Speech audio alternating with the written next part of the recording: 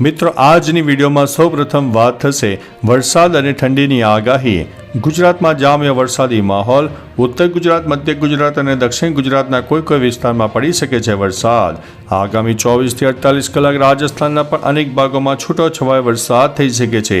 સાથે સાથે western disturbance સક્રિય થવાને કારણે ગુજરાત અને રાજસ્થાન સુધી ઠંડીનું જોર યથાવત રહેશે। અનેક વિસ્તારમાં ન્યૂનતમ તાપમાન 15 ડિગ્રી કરતાં નીચે રહે તેવી પણ શક્યતા હજુ પણ રહેલી છે। સાથે સાથે બર્ફીલા પવનોનો પણ અહેસાસ થવાનો છે। મિત્રો, અન્ય મહત્વના સમાચારની વાત કરીએ તો એફિલ ટાવરમાં આગ લાગતા અફરાતફરી। પેરિસના આઇકોનિક એફિલ ટાવરમાં આગ લાગી હતી અને આખો ટાવર ખાલી કરવામાં આવ્યો। આ આગ ટાવરની લિફ્ટમાં લાગી હતી, જે બાદ સમગ્ર ટાવરને ખાલી કરાવવો પડ્યો હતો। ટાવર પર હાજર પ્રવાસીઓને સ્થળથી દૂર લઈ જવામાં આવ્યા હતા। નાતાલની પૂર્વ સંધ્યા હોવાથી ટાવર પર મોટી સંખ્યામાં લોકો ઉમટી પડ્યા હતા। તમામને સમયસર બહાર કાઢીને સલામત સ્થળે લઈ જવામાં આવ્યા હતા। મિત્રો, અન્ય મહત્વના સમાચારની વાત કરીએ તો સરકારી સબસિડીવાળા યુરિયા ખાતર વેચતા 4ની અટકાયત કરવામાં આવી છે। બનાસકાંઠામાં સરકારી સબસિડીવાળા ખાતરનો કાળો કારોબાર ઝડપાયો છે।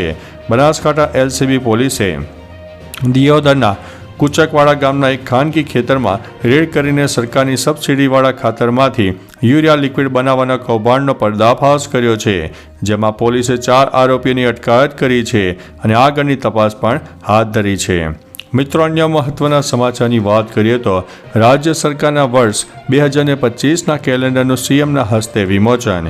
રાજ્યના સીએમ ભૂપેન્દ્રભાઈ પટેલે વર્ષ 2025ના કેલેન્ડરનું ગાંધીનગર ખાતે વિમોચન કર્યું। આ કેલેન્ડર સફળ અને સક્ષમ નેતૃત્વના 23 વર્ષ થીમ પર તૈયાર કરવામાં આવ્યું છે, જેમાં રાજ્યના વિવિધ 23 આઇકોનિક સ્થળોની નયનરમ્ય તસવીરો અને અગત્યની ટૂંકી વિગતો રજૂ કરવામાં આવ્યા છે। દાંડી સત્યાગ્રહ અને પાલ દડવાવ સ્મારકને પણ કેલેન્ડરમાં પ્રસ્તુત કરવામાં આવ્યા છે। મિત્રો, અન્ય મહત્વના સમાચારની વાત કરીએ તો કાર્નિવાલને લઈને સમગ્ર વિસ્તારનો નો યુ ટર્ન જાહેર કરવામાં આવ્યો છે। તમામ વાહનો નિર્ધારિત પાર્કિંગ જગ્યા સિવાય બીજી કોઈ પણ જગ્યાએ પાર્ક થઈ શકશે નહીં। સમગ્ર કાંકરિયા તળાવ ફરતે સર્કલ રોડ ટુ લેનમાં હોવા છતાં કોઈ પણ જગ્યાએ યુ ટર્ન લઈ શકાશે નહીં। આ સમગ્ર વિસ્તારને નો યુ ટર્ન ઝોન તરીકે જાહેર કરવામાં આવે છે। મિત્રો, અન્ય મહત્વના સમાચારની વાત કરીએ તો આગામી 24 કલાક રાજ્યમાં યથાવત રહેશે ઠંડીનું જોર। આગામી 24 કલાક ગુજરાતમાં હજુ પણ ઠંડીનું જોર જોવા મળશે। હવામાન વિભાગે પહેલા તાપમાનમાં વધારાની આગાહી કરી, જોકે 24 કલાકમાં મોટાભાગના જિલ્લાઓમાં તાપમાનનો પારો 3 થી 5 ડિગ્રી સુધી ગગડ્યો હતો। ઉલ્લેખનીય છે કે આગામી 28 ડિસેમ્બરના રોજ રાજ્યના ઘણા વિસ્તારમાં વરસાદની પણ શક્યતા વર્ણવવામાં આવી છે, જેને લઈને ખેડૂતો હવે ચિંતામાં પણ મુકાઈ ગયા છે। મિત્રો, અન્ય મહત્વના સમાચારની વાત કરીએ તો કાર્નિવાલ 2024 ભારે વાહનને લઈને સીપીનું જાહેરનામું। પોલીસ કમિશનરના જાહેરનામા મુજબ ભારે માલવાહક અને પેસેન્જર વાહનો પર રોડ પર પ્રતિબંધ ફરવામાં આવે છે।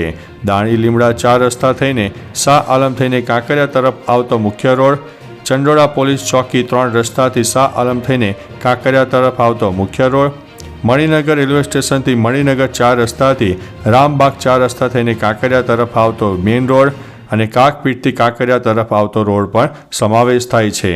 મિત્રો, અન્ય મહત્વના સમાચારની વાત કરીએ તો હાઈકોર્ટે ભાગેડુ ભૂપેન્દ્ર ઝાલાની અરજી ફગાવી છે। ગુજરાત હાઈકોર્ટે કૌભાંડી ભૂપેન્દ્ર ઝાલાની જામીન અરજી ફગાવી દીધી છે। તેણે ધરપકડથી બચવા માટે હવે ગુજરાત હાઈકોર્ટના દ્વાર ખખડાવ્યા હતા। રોકાણની સામે 3 વર્ષમાં બમણા અને સામાન્ય રોકાણની સામે ઊંચા વળતરની લાલચ આપીને રૂપિયા 6000 કરોડનું કૌભાંડ આચર્યું હોવાનો આક્ષેપ કરવામાં આવ્યો છે અને ગાંધીનગર સીઆઈડી ક્રાઇમની ટીમમાં એફઆઈઆર પણ નોંધવામાં આવી છે। મિત્રો, અન્ય મહત્વના સમાચારની વાત કરીએ તો 5 લાખ મહિલાઓની રોજગારી પર સવાલ। રાજ્યમાં પ્રી સ્કૂલની નોંધણીને લઈને સરકાર દ્વારા બનાવવામાં આવેલા નિયમો સામે પ્રી સ્કૂલ એસોસિએશન દ્વારા અનેક રજૂઆતો કરાઈ છતાં નિર્ણય ન લેવાયો। Gujarat independent pre school association દ્વારા સુરતમાં વિરોધ નોંધાવવામાં આવ્યો હતો। એસોસિએશન સરકારના 3 જેટલા નિયમને લઈને વિરોધ કરી રહ્યા છે। આ 3 નિયમના કારણે 5 લાખ મહિલાઓમાં રોજગાર જવાની અને 90% પ્રી સ્કૂલ બંધ થવાની હાલ ભીતિ પણ સેવાઈ રહી છે। મિત્રો, અન્ય મહત્વના સમાચારની વાત કરીએ તો રાજ્યના આ જિલ્લામાં માવઠાની શક્યતા વર્ણવવામાં આવી છે. હવામાન વિભાગની આગાહી મુજબ 26મી તારીખે કચ્છ, બનાસકાંઠા, સાબરકાંઠા, અરવલ્લી, મહીસાગર, દાહોદ, પંચમહાલ, છોટાઉદેપુર, નર્મદા, તાપી, ડાંગ, નવસારી, વલસાડ જિલ્લામાં છૂટાછવાયા સ્થળોએ ગાજવીજ સાથે હળવા વરસાદની શક્યતા વર્ણવવામાં આવી છે. આ જિલ્લામાં યલો એલર્ટ આપવામાં આવ્યું છે. જોકે આ ઉપરાંત અન્ય કોઈ જિલ્લામાં કોઈ પણ પ્રકારનું એલર્ટ આપવામાં આવ્યું નથી. મિત્રો, અન્ય મહત્વના સમાચારની વાત કરીએ તો હવે ફક્ત કોલિંગ અને SMS માટે પણ કરી શકાશે રિચાર્જ. ટેલિકોમ રેગ્યુલેટર એટલે કે ટ્રાઈએ રિચાર્જના ફીના નિયમોમાં સુધારો કરીને મોબાઈલ પર માત્ર કોલિંગ અને SMSની સુવિધાનો ઉપયોગ કરતા લોકોની મોટી રાહત આપી છે.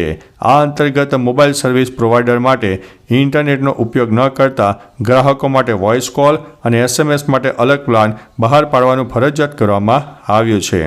મિત્રો, અન્ય મહત્વના સમાચારની વાત કરીએ તો કાર્નિવાલમાં કિંજલ દવે અને ગીતાબેન રબારી સહિતના કલાકારો મચાવશે ધમાલ.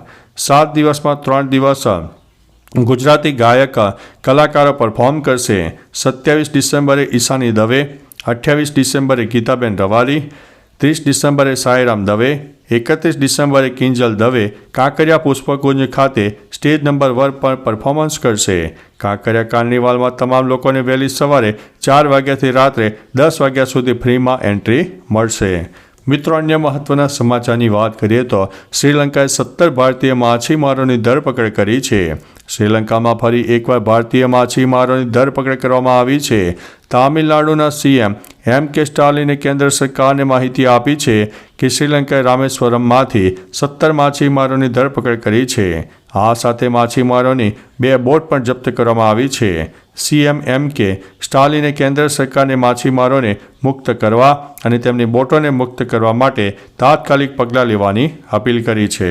મિત્રો, અન્ય મહત્વના સમાચારની વાત કરીએ તો પાલનપુરમાં જમીન કબજા મામલે ધીંગાણું જોવા મળ્યું છે. પાલનપુરના રાજપુર પખાણવા ગામે છેલ્લા કેટલાક સમયથી જમીનનો વિવાદ ચાલી રહ્યો છે. ત્યારે અચાનક જ એક ખેડૂત દ્વારા પોતાની જમીન હોવાનો દાવો કરીને કબજો લેવા પહોંચતા બીજા ખેડૂતે આ જમીન પોતાની માલિકીનું હોવાનું કહેતા ઉગ્ર બોલાચાલી શરૂ થઈ હતી, જેમાં બંને જૂથના લોકો સામસામે આવી ગયા હતા, જેથી મામલાને વધુ ઉગ્ર સ્વરૂપ ધારણ કર્યું છે. ખેતરમાં ધીંગાણું વધતા પોલીસને જાણ કરવામાં આવી હતી. મિત્રો, અન્ય મહત્વના સમાચારની વાત કરીએ તો લ્યો બોલો, આ ભાઈ પ્લેનમાં પણ ચા વેચે છે. સોશિયલ મીડિયા પર એક વિડીયો સામે આવ્યો છે જેમાં એક વ્યક્તિ ચાલુ ફ્લાઇટમાં ચા વેચતો જોવા મળી રહ્યો છે. આ વ્યક્તિ છે ઇન્ડિયન ચાયવાલા તરીકે ઓળખે છે. ઇન્સ્ટાગ્રામ ઉપર તેઓના 40,000થી વધુ ફોલોઅર્સ છે, જે ઇન્ડિગોમાં છેલ્લા ઘણા સમયથી ચાલુ ફ્લાઇટમાં ચા વેચતો જોવા મળે છે. આ વિડીયો સામે આવ્યા બાદ લોકો પૂછી રહ્યા છે કે શું ફ્લાઇટમાં આવી રીતે ચા વેચી શકાય? તો ચાલો મિત્રો, ફરીથી દેશ અને દુનિયાના સુપરફાસ્ટ સમાચાર લઈને મળતા રહીશો. ત્યાં સુધી અમને રજા આપશો. નમસ્તે.